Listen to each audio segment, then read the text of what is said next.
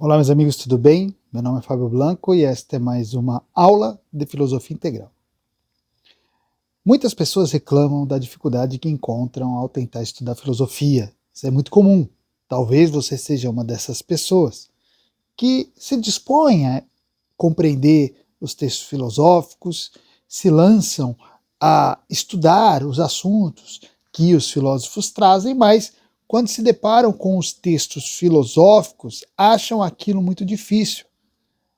Tem a sensação de que a linguagem usada por esses autores é algo muito complexo, algo quase impenetrável. E por mais que se esforcem, por mais que tentem entender, tem dificuldade. E eu vou falar uma coisa para vocês, no fundo, eu tenho que dar razão a essas pessoas, porque é notório que muitos pensadores, muitos filósofos reconhecidos, eles realmente são quase ininteligíveis. Se nós pegarmos autores como Hegel, como Nietzsche até, como Heidegger, cada um por seu motivo acaba sendo muito difícil de ser compreendido e tantos outros. Heidegger é difícil de ser compreendido pela quantidade de neologismos que ele usa, né? Ele vai inventando palavras e você tem que acompanhar quais são os significados daquelas palavras que vão se repetir durante todo o seu conteúdo. Nietzsche é alguém que escreve em linguagem poética, então você nunca tem muita certeza do que ele está tratando. Você está entendendo as palavras ali, as frases, mas você não entende muitas vezes sobre o que ele quer dizer. E o Hegel não, o Hegel já tem aquela linguagem cifrada, fechada mesmo, parece que de propósito, que é para você não entender. Só que eu faço uma pergunta para vocês, será mesmo que a filosofia precisa ser tão complicada? Será que a filosofia precisa ser tão difícil? E é exatamente sobre isso que eu quero conversar com vocês.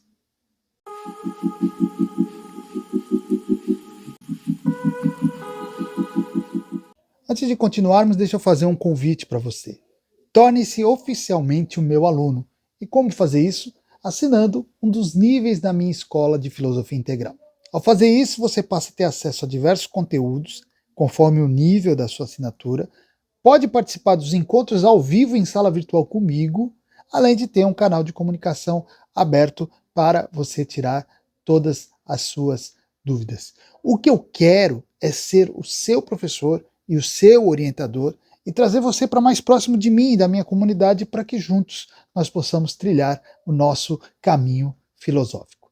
Se você quiser saber mais detalhes, basta dar uma olhada aqui na descrição deste vídeo.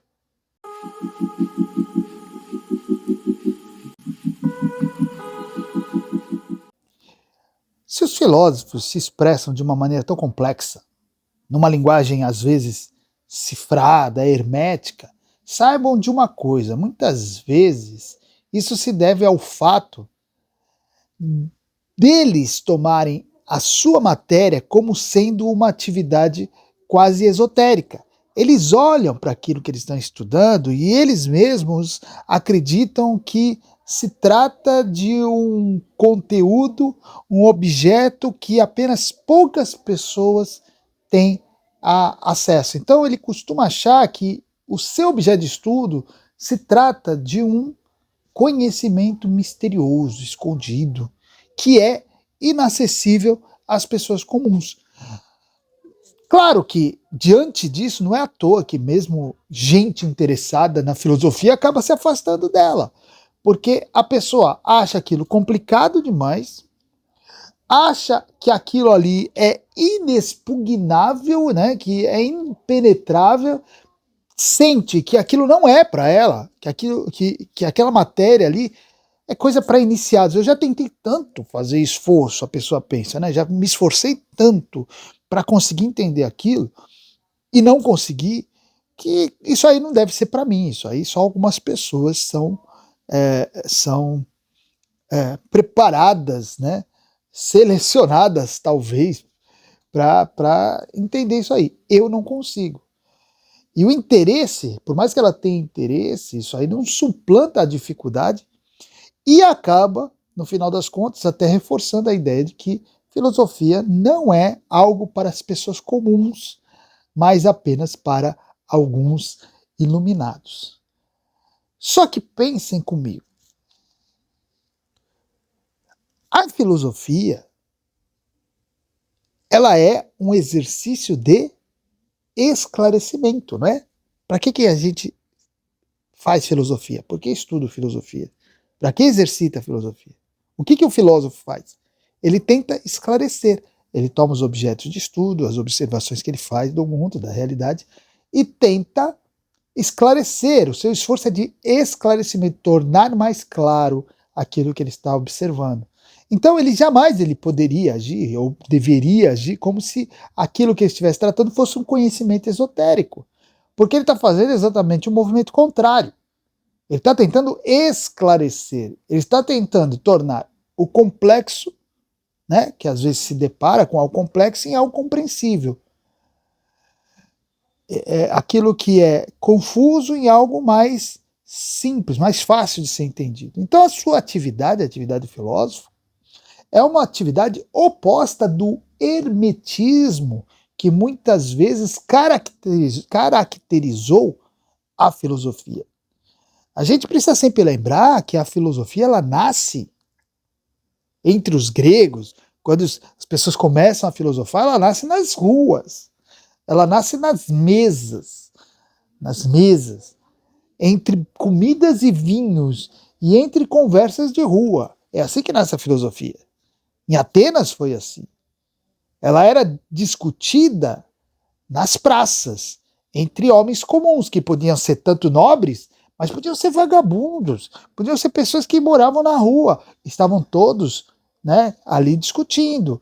Podia ser pessoa inteligente, podiam ser estúpidos também, e havia estúpidos tentando discutir, mas estavam todos ali tentando refletir sobre a realidade e trocando suas ideias uns com os outros, tá?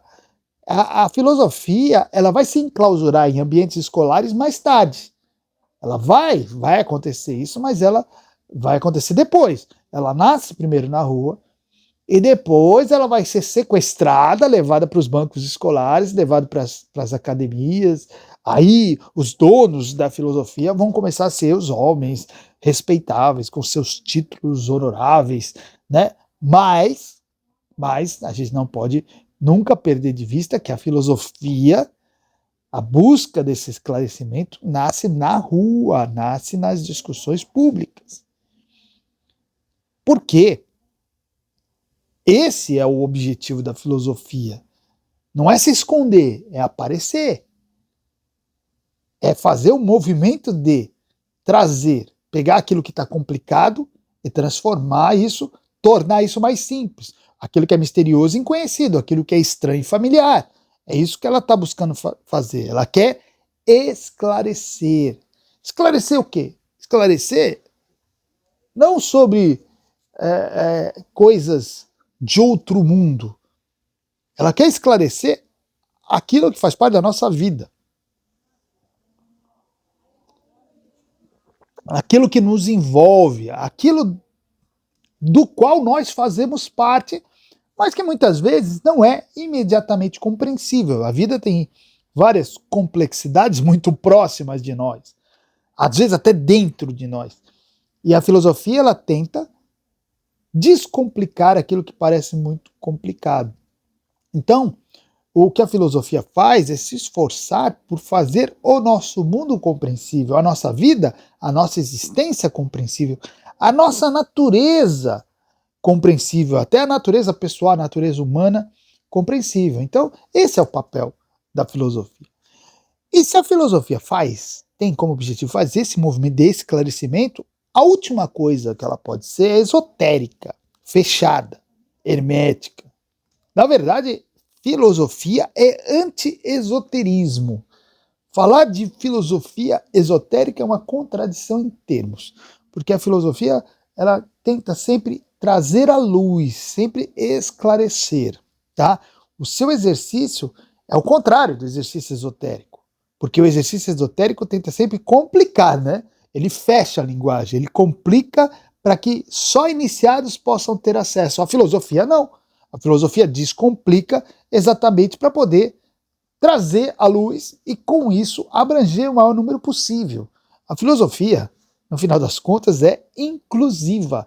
Ela quer trazer para dentro dela as pessoas, porque ela quer esclarecer as pessoas. Então, se a filosofia tem esse objetivo de esclarecimento e de inclusão, é evidente que a sua linguagem precisa ser a mais acessível possível. Essa coisa de que filosofia tem que ser falada, escrita, comunicada com uma linguagem difícil, complicada, rebuscada, cifrada, é besteira. É besteira. A filosofia ela precisa se comunicar de uma maneira simples, direta. Ela precisa comunicar aquilo que ela esclareceu, porque senão ela não vai esclarecer. Primeiro o filósofo se esclareceu, mas se ele quiser comunicar para os outros, ele precisa falar de uma maneira que as pessoas entendam, senão não está esclarecendo nada. Então, o filósofo, quando compartilha o resultado das suas investigações, se ele quer ser compreendido, ele vai precisar se comunicar de uma maneira que seja compreensível, né? Então, a gente pode concluir claramente que a filosofia não precisa ser complicada. A filosofia não precisa ser difícil de ser compreendida. Claro que, eu preciso fazer uma ressalva aqui. Às vezes, algumas vezes, a realidade tem uma complexidade muito própria dela e uma complexidade que é intimidadora para quem a observa. Então, o que eu quero dizer é que às vezes a realidade tem situações, tem fenômenos, tem objetos que são difíceis de serem compreendidos. E a pessoa vai fazer esforço para compreender e vai achar aquilo muito difícil. E aí, nestes casos específicos, talvez não seja tão fácil reduzir a explicação a uma linguagem acessível, né? Porque às vezes é tão complicada, a situação é tão complexa que até para explicar não é muito fácil trazer isso para uma linguagem mais simples. Ainda assim, eu digo, vale sim o esforço de tentar se comunicar de uma forma mais simples possível. E vou falar uma coisa, e a linguagem, ela oferece muitos recursos para isso. A linguagem humana é muito rica.